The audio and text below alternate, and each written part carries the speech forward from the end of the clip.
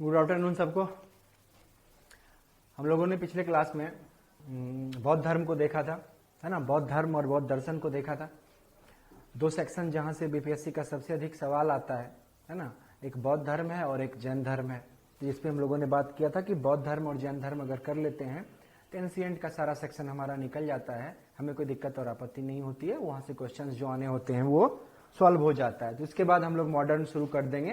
तो मॉडर्न शुरू करने में वहां से मेजोरिटी सेक्शंस में क्वेश्चन आ जाएगा, यहां से 4-5 क्वेश्चन रहता है। तो आज देखते हैं हम लोग जैन धर्म। तो सबसे पहले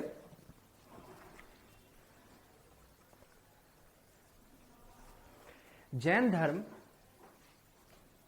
और बौद्ध धर्म जिस समय भारत के हिस्से में चल रहे थे, उस समय भारत में अलग अलग हिस्सों में बहुत सारे दार्शनिकों के द्वारा, बहुत सारे धार्मिक गुरुओं के द्वारा अनेक आंदोलन चलाए जा रहे थे। जैसे मैंने आपको बताया भी था कि बुद्ध के द्वारा बौद्ध धर्म चलाया जा रहा था, जैन महावीर स्वामी के द्वारा जैन धर्म चलाया जा रहा था, या चारवाक के द्वारा लोकायत दर्शन था, याजित के स्कम्बलिन का दर्शन था, संजय बेलठी पुत्र का था, मखाली गोसाल का था, है ना।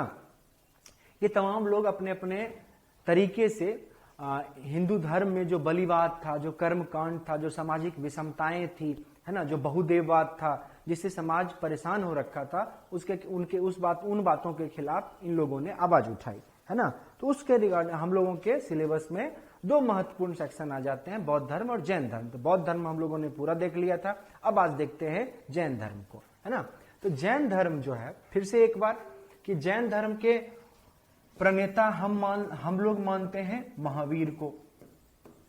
अब महावीर के साथ समस्या क्या है कि महावीर हमारे लिए, चूंकि आप जैन धर्म के फॉलोअर नहीं हैं, तो महावीर हमारे लिए सिर्फ इतिहास के एक पात्र हैं, है ना। लेकिन जो जैन धर्म के फॉलोअर हैं, महावीर उनके लिए भगवान है ना।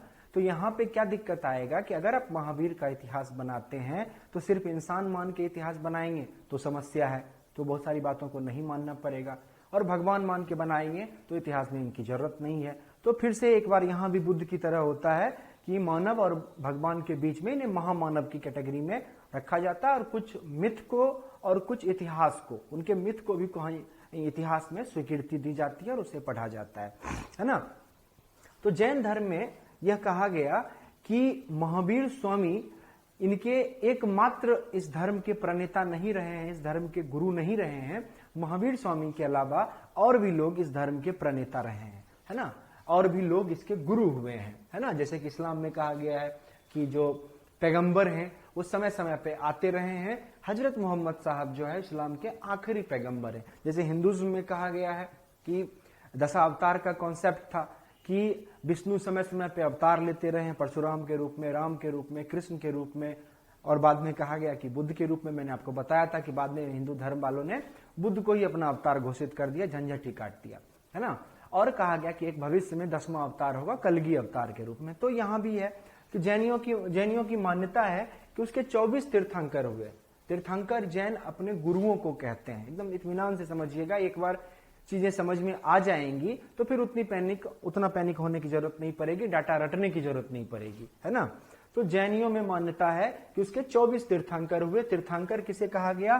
कहा गया कि जो तीर्थ दे वो तीर्थंकर है ना। तो तीर्थ मतलब इन्होंने कहा कि तीर्थ का अर्थ है नियम, उपदेश, विचार और व्यवस्था, है ना। कि तीर्थंकर क्या देते हैं? तो समय समय पर तीर्थंकर नियम देते हैं, उपदेश देते हैं, विचार देते हैं और व्यवस्थाओं को देते हैं, ठीक है। तो जैनियों की यह मान्यता है कि उनके कुल गुरुओं की संख्या 24 हुई है। उनके 24वें गुरु का नाम महावीर स्वामी है, जो आप जानते हैं। और अगर आप नहीं जानते हैं तो उसमें दिक्कत क्या होती है कि हम लोग यह मान लेते हैं कि महावीर स्वामी जो है जैन धर्म के अंतिम मतलब पहले और आखिरी प्रणेता थे, ठीक है। तो 24 तीर्थंकर हुए। क्या कौन कौन से तीर्थंकर हैं? तो 24 में है ऋषभदेव, अजीतनाथ, संभवनाथ, अभिनंदननाथ, सुमतिनाथ, पद्म प्रभु, सुपार्श्वनाथ, चंद्र प्रभु, पुष्यपंत, शीतलनाथ, श्रेयांसनाथ, वासुपूज्य, विमलनाथ, अनंतनाथ, धर्मनाथ, शांतिनाथ। 24 के नाम तो सुनाने पड़ेंगे आपको। कुंभनाथ, अरिहंतनाथ, मल्लीनाथ, मुनि सुब्रतनाथ, नेमीनाथ, अरिष्ट नेमी, पार्श्वनाथ और महावीर स्वामी। जैन धर्म के 23वें तीर्थंकर हैं पार्श्वनाथ, और 24वें तीर्थंकर हैं महावीर स्वामी। तो ऐतिहासिक दृष्टि से, इतिहास के नजरिए से जैन धर्म में सिर्फ 2 तीर्थंकरों को पढ़ा जाता है, एक है पार्श्वनाथ और दूसरे हैं महावीर स्वामी, है ना। यह माना गया कि जैन धर्म के जितने भी ये तीर्थंकर हुए थे, ठीक है, ये आपका धर्म है और धर्म में आप कहते हैं कि मेरे 24 गुरु हुए हैं, तो मैं आपको मान्यता, इतिहास देता है कि आप ये माने, कोई आपत्ति नहीं है। लेकिन इतिहास कहता है कि मैं सिर्फ इन 2 तीर्थंकरों को ऐतिहासिक मानता हूं, जिसमें एक है पार्श्वनाथ और एक है महावीर स्वामी। रेस्ट को इतिहास ने कहा ये पौराणिक पात्र हो सकते हैं, धार्मिक पात्र हो सकते हैं, लेकिन इतिहास में कहीं इनका उल्लेख नहीं है। तो जैन धर्म के 24 तीर्थंकर, 8 यहां पे हैं आपके सामने, है ना, मैंने पढ़ के सुना दिया। 8 यहां पे हैं और 8 यहां पे हैं, है ना। ये 24 तीर्थंकर जैन धर्म के हुए। अब है कि जैनियों की मान्यता है कि उनके जितने भी तीर्थंकर हुए वो सब के सब वर्ण से क्षत्रिय थे, सबके सब क्षत्रिय वर्ण के थे। 24 के 24 तीर्थंकर क्षत्रिय वर्ण के थे। देखिए, इसका भी एक आधार है। आधार यह है कि 4 वर्ण व्यवस्था वैदिक धर्म ने निर्मित की थी कि ब्राह्मण है,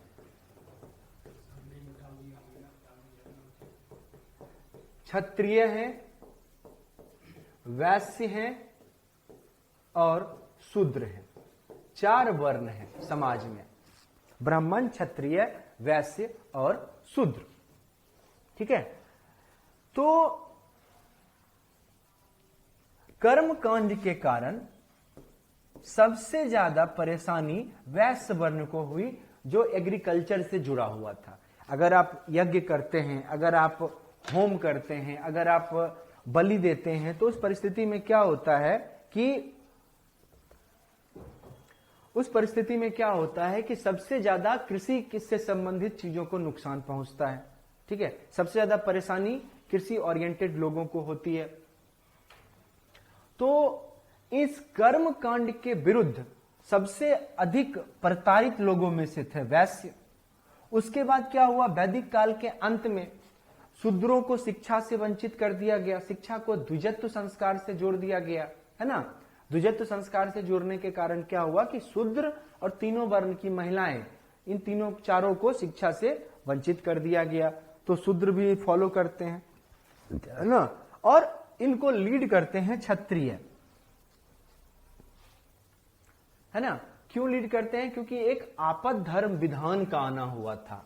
इसको कहते हैं आपद धर्म विधान। इसका अर्थ क्या होता है? इसका अर्थ होता है कि विपत्ति के समय में आप अपना धर्म यानी कर्म बदल सकते हैं। ब्राह्मण क्षत्रिय का कर्म कर सकता है, क्षत्रिय वैश्य का कर सकता है, वैश्य शूद्र का कर सकता है। पहले ऐसा था कि सब अपने अपने वर्ण में काम करते थे, कोई दिक्कत नहीं था। यहां कहा गया क्या कि इमरजेंसी का जब सिचुएशन आएगा तो ब्राह्मण क्षत्रिय का कर्म कर लेगा, क्षत्रिय वैश्य का और वैश्य शूद्र का कर्म कर लेगा। लेकिन यह रिवर्स में भी जाएगा। अगर शूद्र पे आपत्ति आती है तो वह वैश्य का कर्म कर सकता है, वैश्य पर आपत्ति आती है तो क्षत्रिय का कर्म कर सकता है, और क्षत्रिय पर आपत्ति आती है तो वह ब्राह्मण का कर्म नहीं कर सकता है। मतलब इस वाले इलाके को रिजर्व कर दिया गया। इसको ब्राह्मणवाद कह ले, है ना, इसको समाज पर ब्राह्मणों की पकड़ कह ले, जो भी हो। तो इन आपद धर्म विधान के कारण 2 सेक्शन के लोग बहुत परेशान हो गए, वैश्य और क्षत्रिय। तो यह जो मूवमेंट था, इस मूवमेंट में क्या हुआ कि इस विरोध का प्रतिनिधित्व किया क्षत्रियों ने। इसलिए मान्यता है कि जितने भी तीर्थंकर हुए हैं सबके सब तीर्थंकर क्षत्रिय थे, चाहे वो ऋषभदेव हो, चाहे वो अजितनाथ हो, चाहे वो संभवनाथ हो, आदिनाथ हो, है ना, या अंतिम वाले तीर्थंकर आपके पार्श्वनाथ हो या महावीर स्वामी हो। इन सब तीर्थंकरों को माना गया है कि ये बाय बर्न क्षत्रिय थे। ठीक है, अब है कि एग्जामिनेशन के पॉइंट ऑफ व्यू से हमें क्या करना चाहिए। एग्जामिनेशन के पॉइंट ऑफ व्यू से ये 6 नाम आपको याद रखने पड़ेंगे। पहले तीर्थंकर ऋषभदेव, दूसरे तीर्थंकर अजितनाथ, तीसरे तीर्थंकर संभवनाथ, 22वें तीर्थंकर अरिष्टनेमी, 23वें पार्श्वनाथ और 24वें महावीर स्वामी। ये 6 नाम आपको याद रहने चाहिए, है ना। इसमें से जो पहला नाम है ऋषभदेव,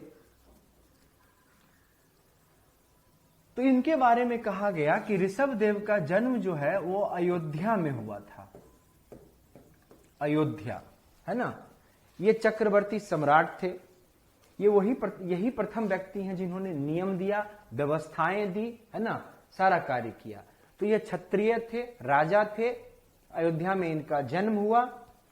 अपने पुत्र भरत के पक्ष में सत्ता का त्याग करके इन्होंने सन्यास को ग्रहण किया और इन्होंने प्रथम नियम दिया, है ना। ऋषभदेव के कुछ नाम आते हैं, जैसे ऋषभदेव का नाम क्या आता है, तो ऋषभदेव का नाम आता है स्वयंभू कश्यप। ऋषभदेव का नाम आता है आदिनाथ। ऋषभदेव, ये जो 6 महत्वपूर्ण है उनको पहले जान लीजिए। ऋषभदेव, तो इनका एक नाम है स्वयंभू कश्यप,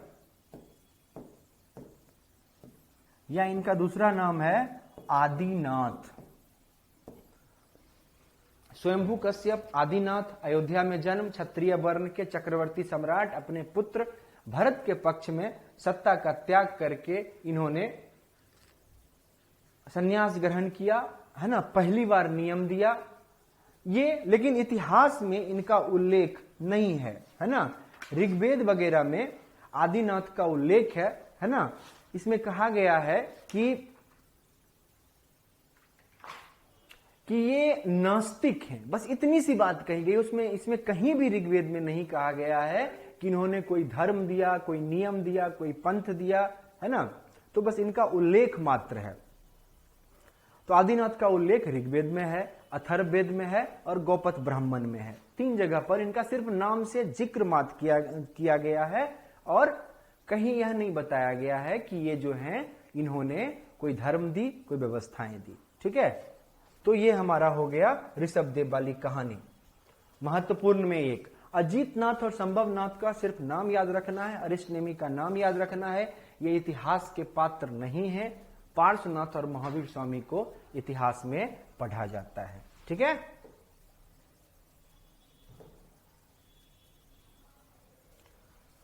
अब है पार्श्वनाथ। तो सबसे पहले पार्श्वनाथ को जानते हैं। तो सबसे पहले मामला ये आता है कि पार्श्वनाथ क्या होंगे, तो क्षत्रिय होंगे। ये क्लियर हो गया, क्षत्रिय वर्ण से हैं, ऐतिहासिक पात्र हैं। ऐसा नहीं है कि पार्श्वनाथ के बारे में सिर्फ धार्मिक मान्यताएं हैं, ऐतिहासिक पात्र हैं। पार्श्वनाथ वर्ण से क्षत्रिय हैं। तमाम जैन धर्म गुरुओं की एक जीवनी लिखी गई है जिसका नाम है कल्पसूत्र। तो पार्श्वनाथ को जानने के लिए हमारे पास है कल्पसूत्र और इसके रचयिता हैं भद्रबाहु। जैन में जो 24 तीर्थंकर हुए हैं, 24 तीर्थंकरों में तीर्थंकरों के बाद अगर कोई सबसे अधिक प्रतिष्ठित व्यक्ति हैं तो इनका नाम है क्या, भद्रबाहु। ठीक है, जैनियों में भद्रबाहु तीर्थंकरों के बाद सबसे अधिक प्रतिष्ठित व्यक्ति हैं। इन्होंने एक साहित्य लिखा जिसका नाम है कल्पसूत्र, जिसमें 24 तीर्थंकरों की जीवनियां हैं। 24 तीर्थंकरों की इसमें जीवनी है। ठीक है, अब है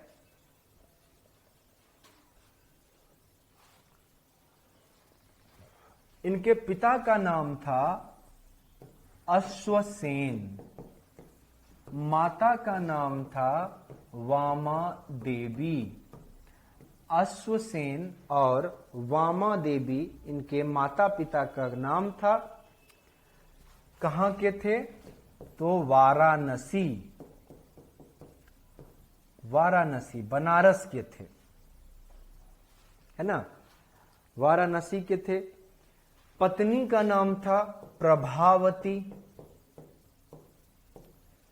पिता की मृत्यु के बाद पूरे परिवार को, इनका भाई तत्काल वहां का शासक बना, पिता की मृत्यु के बाद पूरे परिवार को सूचित करके उम्र के 30वें वर्ष इन्होंने संन्यास ग्रहण किया।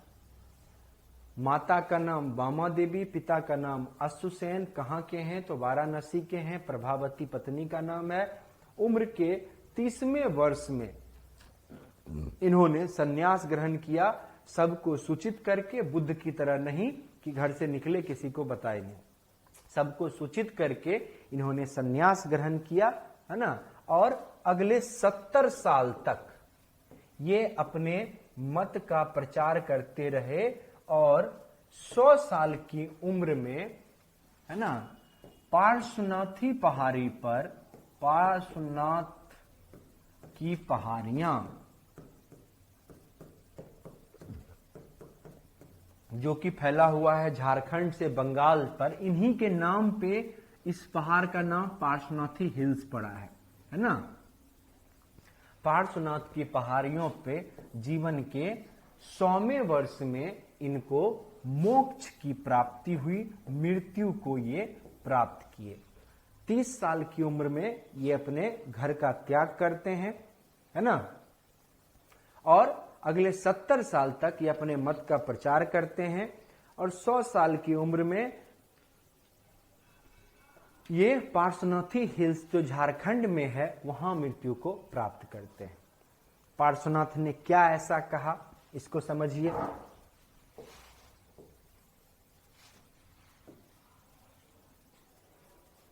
ये याद रह जाएगा।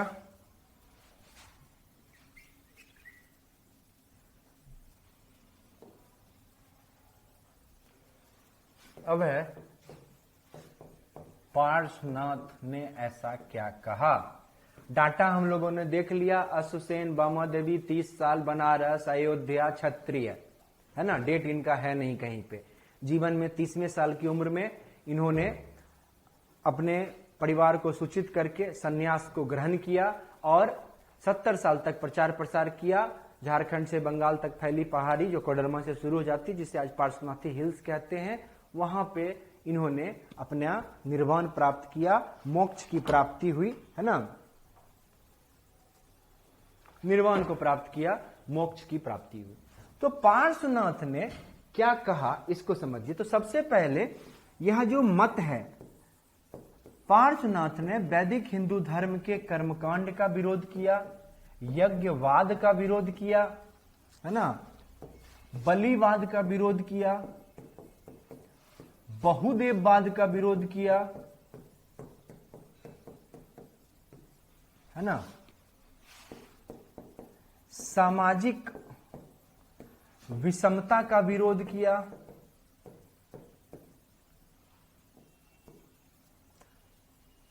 तो पार्श्वनाथ ने वैदिक हिंदू धर्म का जो कर्मकांड है, बहुदेवतावाद है, बलिवाद है ना, ये लोग कह रहे हैं कि अगर यज्ञ नहीं करोगे तो मुक्ति नहीं मिलेगी, मोक्ष की प्राप्ति नहीं होगी, इन तमाम चीजों का पार्श्वनाथ ने विरोध किया।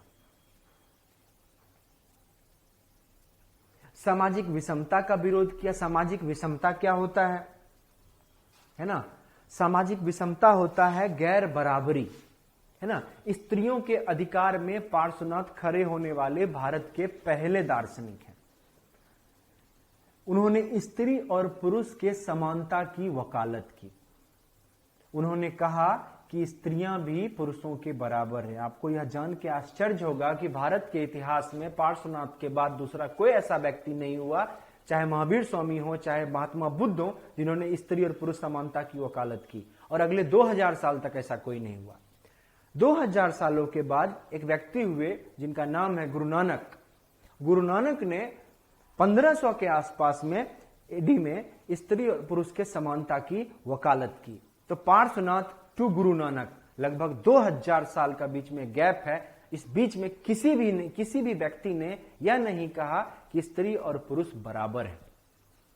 पार्श्वनाथ कहते हैं कि समाज में पुरुष उच्च स्थान प्राप्त नहीं है, स्त्रियां निम्न स्थान प्राप्त नहीं है, दोनों बराबर हैं, हर तरह के उन्हें बराबर के अधिकार मिलने चाहिए। तो पार्श्वनाथ पहले ऐसे व्यक्ति हैं जिन्होंने स्त्री और पुरुष समानता की बात की। पार्श्वनाथ ने सामाजिक विषमता का विरोध किया कि कोई इंसान इतना कैपेबल है और कोई इतना गरीब है। सामाजिक विषमताएं, है ना, कि ब्राह्मण इसलिए सर्वोच्च हैं क्योंकि वो ब्राह्मण है। तो पार्श्वनाथ ने कर्मकांड, यज्ञवाद, बलिवाद, बहुदेवतावाद, सामाजिक विषमता, है ना, पुरोहितवाद, इन तमाम चीजों का विरोध किया और उन्होंने एक मत दिया जिसका नाम है चतुर्याम संबर मत। इस मत के लिए इन्होंने 4 व्रत दिए। क्या 4 व्रत दिए? तो सत्य, अहिंसा, अहिंसा, अस्तेय, अपरिग्रह। इन्होंने कहा कि मैं 4 व्रत दे रहा हूं, है ना, आप इसका पालन करें, इस पे चले, आपको मोक्ष की प्राप्ति हो जाएगी। और पार्श्वनाथ के इस मत को कहते हैं चतुर्याम संबर मत, जिसमें उन्होंने कहा कि सत्य पहला है, अहिंसा दूसरा है ना, अस्तेय तीसरा है और परिग्रह चौथा है। एक तो एक एक करके समझेंगे, कोई शांति से, कोई जल्दी नहीं है। सत्य मतलब सच बोलें, सत्य के साथ रहें। अहिंसा, हिंसा नहीं करें, किसी भी तरह की हिंसा का इन्होंने विरोध किया है। अस्तेय, अस्तेय मतलब होता है चोरी नहीं करना, कि कुछ भी चुराए नहीं किसी से, ये गलत है। और उन्होंने कहा अपरिग्रह, कि किसी भी तरह की चीजों का संग्रहण नहीं करें। जीवन एक यात्रा है और यात्रा में सामान जितना कम हो, यात्रा का आनंद उतना ज्यादा आएगा। तो पार्श्वनाथ ने कहा कि बहुत अधिक संग्रह कर लेंगे, जैसे कि मान लीजिए कि आपके मन में अभी इच्छा हो रही हो कि मैं बहुत धनवान हो जाऊं, 50 करोड़ 100 करोड़ रुपया हो जाए और उसके बाद मैं देश को बदल दूंगा, राइट। या आपको लगता है कि धनवान लोगों को देश बदल देना चाहिए, आपके साथ दिक्कतें हैं, मिडिल क्लास लोगों के साथ दिक्कतें हैं, वो ऐसा नहीं कर पाते हैं। लेकिन जब आपके पास धन हो जाएगा तो आपका सारा समय जाएगा उस धन को बचाए रखने में, उस धन के संग्रहण में, उस धन को कैसे बढ़ाएं। तो फिर उस परिस्थिति में आपके पास क्यों धन हो? इसलिए मैं कह रहा हूं कि जीवन एक यात्रा है। यात्रा में जितना कम सामान हो, है ना, उतना अधिक यात्रा आसान सुविधाजनक होगा और यात्रा आनंददायक होगा। तो ये पार्श्वनाथ ने कहा कि सत्य बोले, अहिंसा करें, अस्तेय चोरी नहीं करें और अपरिग्रह। इसे कहते हैं पार्श्वनाथ का चतुर्याम संबर मत। और पार्श्वनाथ के फॉलोअर्स जो इस मत पे चलते हैं वो कहलाए निर्ग्रंथी। निर्ग्रंथी जो इन चारों चीज को फॉलो करेंगे वो कहलाएंगे निर्ग्रंथी संप्रदाय के। अब पार्श्वनाथ ने भी यहां ऑप्शन दे दिया कि आप चाहें तो सन्यासी बन सकते हैं, आप चाहें तो भिक्षु भिक्षुनी बन सकते हैं, कि अपना जीवन छोड़ के पूरा जीवन इस मत के प्रचार प्रसार में लगा दें। तो सन्यास का जीवन भी पार्श्वनाथ ने ऑप्शन में दिया, जिसे भिक्षु भिक्षुनी कहते हैं, जिसको आपने बुद्ध में देखा था कि संघ के रूप में बुद्ध कहते हैं कि साथ रहें, है ना। और दूसरा इन्होंने कहा कि आप सामान्य उपासक उपासिका की तरह भी जीवन जी सकते हैं, कि आप अपना कार्य करते रहें, इन चारों व्रत का पालन करें, और जो इन चारों व्रत का पालन करेगा वो निर्ग्रंथी कहलाएगा और उसका मोक्ष निश्चित है। ठीक है। अच्छा, एक सवाल वहां पे रह गया था कि पार्श्वनाथ कहां भाग गए? पार्श्वनाथ ऋषभ देव हो गए, ये पार्श्वनाथ हो गए। ठीक है, चलिए यहीं पे लिख लेते हैं। पार्श्वनाथ 30 साल की उम्र में गृह त्याग किए और 100 साल की उम्र में मृत्यु हुई इनकी, है ना। 70 साल इन्होंने अपने मत का प्रचार किया। तो बुद्ध वाला सवाल उठता है कि बुद्ध को तो 6 साल में ज्ञान की प्राप्ति हुई थी, पार्श्वनाथ को, है ना, कहा जाता है कि पार्श्वनाथ को 83 दिनों में 83 डेज में ज्ञान की प्राप्ति हो गई। पार्श्वनाथ को 83 दिनों में ज्ञान की प्राप्ति हो गई थी और ज्ञान प्राप्त होने के बाद पार्श्वनाथ पुरुष दायनी कहला गए। इनका एक टाइटल है पुरुष दायनी, यानी इसका अर्थ होता है कि पुरुषों में सर्वश्रेष्ठ, है ना, कि पुरुषों में सबसे श्रेष्ठ हो गए, तो पुरुष दायनी हो गए। 30 साल की उम्र में गृह त्याग किया, 83 डेज में इन्हें ज्ञान की प्राप्ति हुई। अगले 70 साल तक ये ज्ञान अपने धर्म का मत का प्रचार प्रसार करते रहे और 100 साल की उम्र में पार्श्वनाथी हिल्स में इनकी मृत्यु हो गई। ठीक है,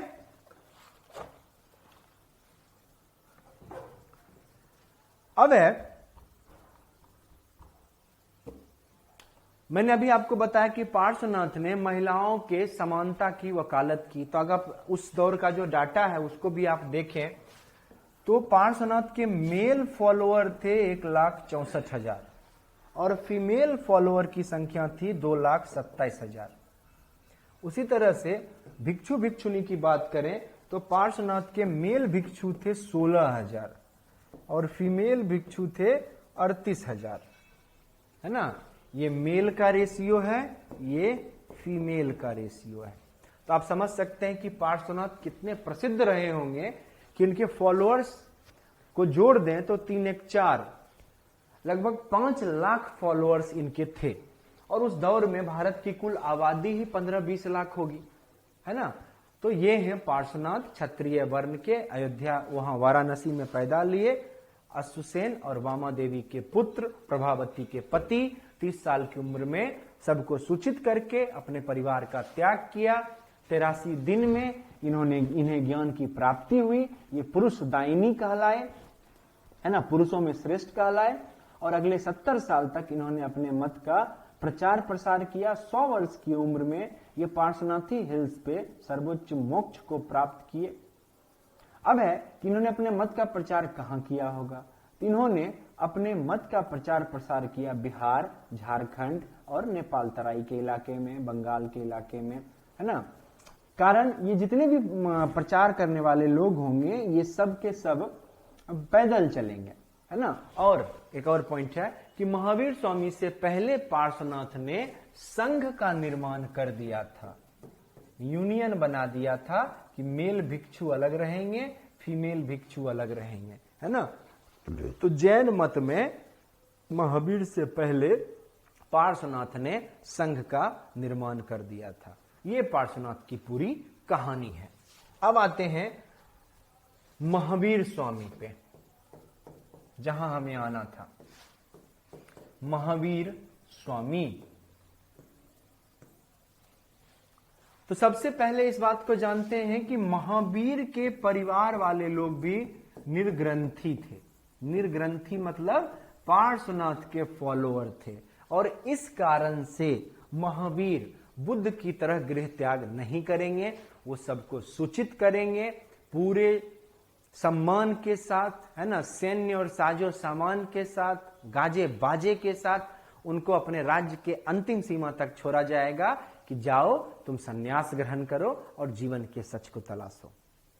बुद्ध के साथ यह दिक्कत था कि बुद्ध घर से चुपचाप छिप के भाग गए थे और बाद में उन्होंने सच को तलाश लिया। महावीर स्वामी के साथ यह नहीं होगा क्योंकि उनका परिवार निर्ग्रंथी संप्रदाय से ताल्लुक रखता है। इस कारण से महावीर स्वामी सबको आराम से सूचित करते हुए आगे बढ़ेंगे। है ना, अब है कि महावीर स्वामी का जन्म कहां हुआ। तो देखिए,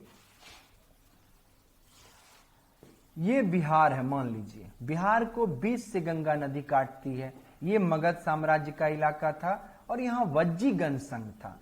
तो वज्जीगण संघ में 8 गण थे। ये लोग छोटे छोटे राज्य थे जो आपस में अपनी रक्षा और विदेश नीति को मिलाकर एक हो गए थे। है ना, तो उसी एक गण में का नाम था ज्ञात्रिक गण। ज्ञात्रिक गण, तो वज्जीगण संघ के ज्ञात्रिक गण में महावीर स्वामी का जन्म हुआ। वज्जीगण संघ का जो चीफ था उसका नाम था चेटक। है ना, बिल्कुल मगध के उस समय के तत्कालीन राजा जो थे हरियंक वंश के बिंबिसार, उसी की तरह, या अजातशत्रु जो भी राजा थे उस समय, तो उसी की तरह चेटक भी बहुत ताकतवर था। है ना, गंगा के इस पार मगध का किंग है, गंगा के उस पार वज्जीगण संघ है। उस गण संघ में एक गण था ज्ञात्रिक गण। ज्ञात्रिक गण के राजा सिद्धार्थ थे।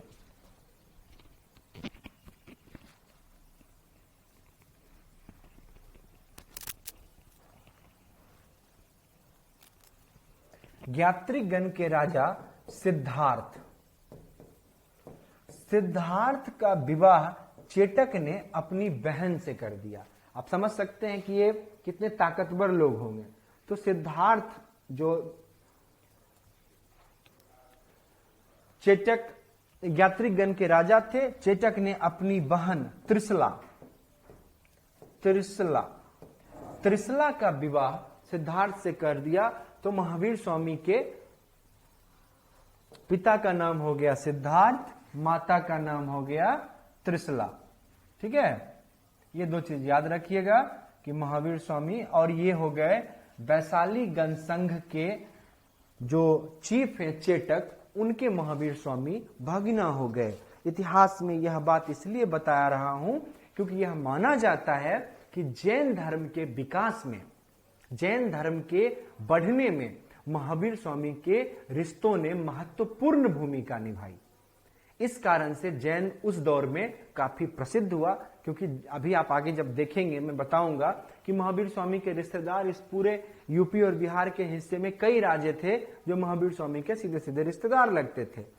कैसे? चेटक ने अपनी बहन का विवाह किया महावीर स्वामी के पिता से, चेटक ने अपनी पुत्री का विवाह किया बिंबसार से।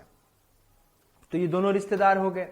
तो महावीर जैन के बारे में सबसे बड़ा जैनों पर आरोप है कि जैनों का विकास जो है वह महावीर स्वामी के रिश्तों की वजह से हुआ है। तो महावीर स्वामी वैशाली में ज्ञात्रिगण के राजा सिद्धार्थ और त्रिशला के घर में, है ना,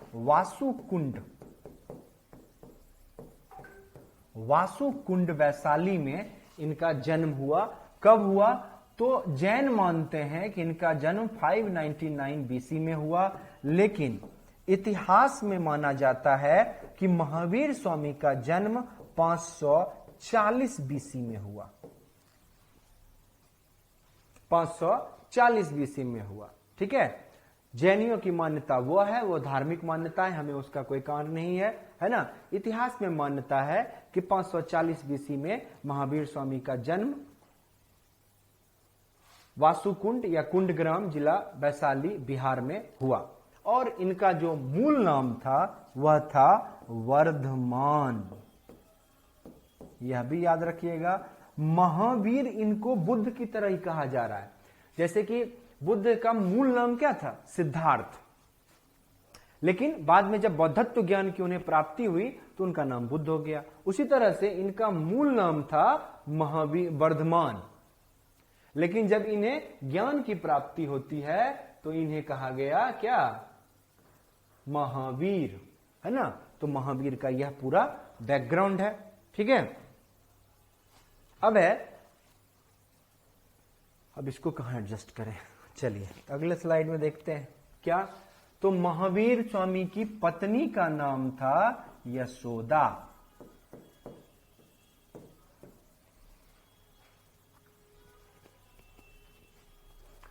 और महावीर स्वामी को एक पुत्री भी थी जिसका नाम था अर्नोजिया।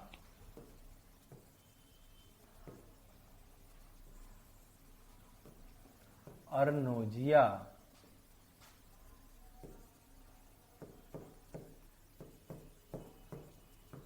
जिसे आप पढ़ते होंगे अर्नोजिया प्रियदर्शनी।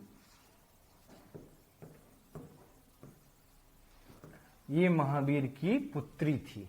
यशोदा महावीर की पत्नी थी। पिता का नाम सिद्धार्थ, माता का नाम त्रिशला, महावीर स्वामी का नाम वर्धमान। अर्नोजिया प्रियदर्शिनी ने विवाह किया जमाली से। ये महावीर के पहले फॉलोअर भी हैं और महावीर के दामाद भी हैं, दैट इज जमाली। तो ये उनके व्यक्ति और महावीर का जन्म कब हुआ? तो 540 बीसी में। कहां हुआ? तो वासुकुंड या कुंडग्राम में। ये कुछ फैक्ट है, डाटा है जिसको हम लोग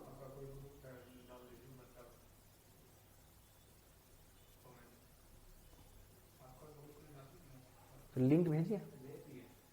नहीं आया मेरे पास। अच्छा ठीक है, देख लेते हैं।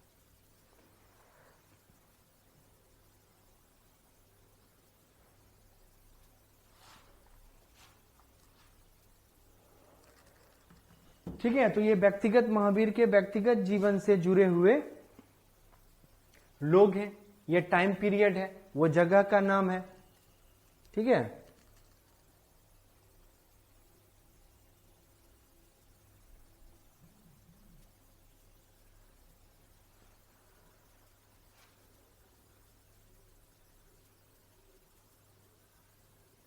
रणविजय भेजा वही ना।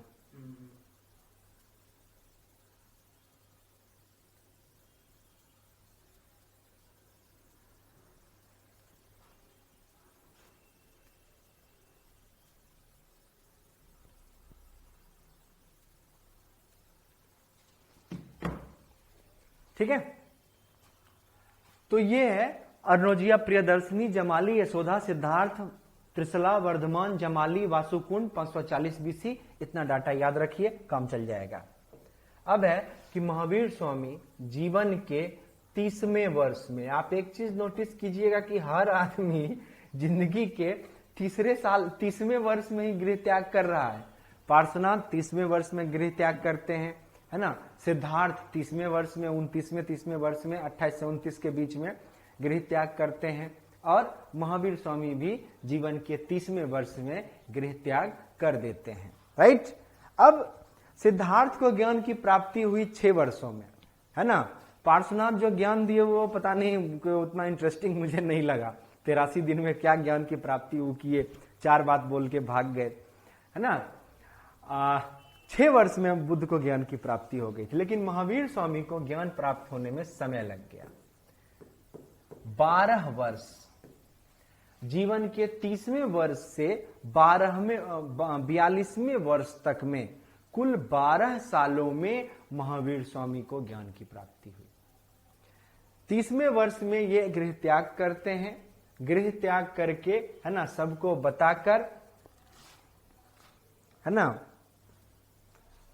अपने ही राज्य के इलाके संडवन में पहुंचकर 2 दिन का उपवास करते हैं। और 2 दिन के उपवास के बाद, है ना, 2 दिन के उपवास के बाद इन्होंने यह घोषणा कर दी कि मैं